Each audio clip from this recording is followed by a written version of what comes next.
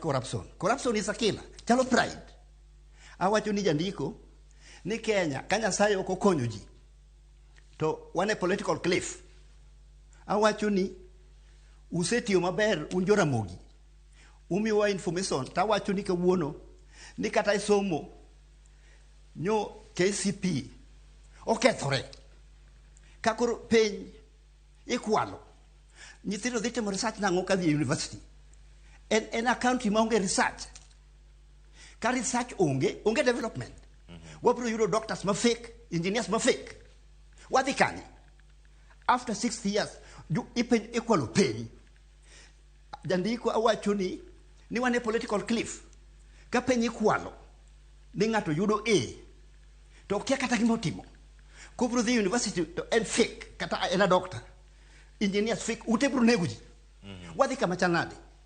Sani power onge saka sai apenj international airport mar Kenyatta nyalo bedo ni mudho en wich kut mane pinyni anaparo ni ka ji okobet piny to kuma Kenya dhia onge ineno all races are the same but mar Kenya ni opogore.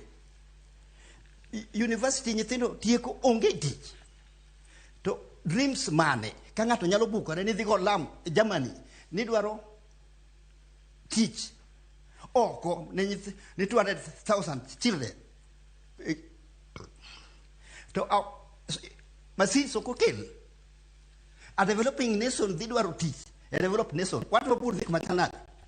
Kare nyiso ni yandi ni Kenya onge gi joma nyalo timo research makele waonge gi dreams.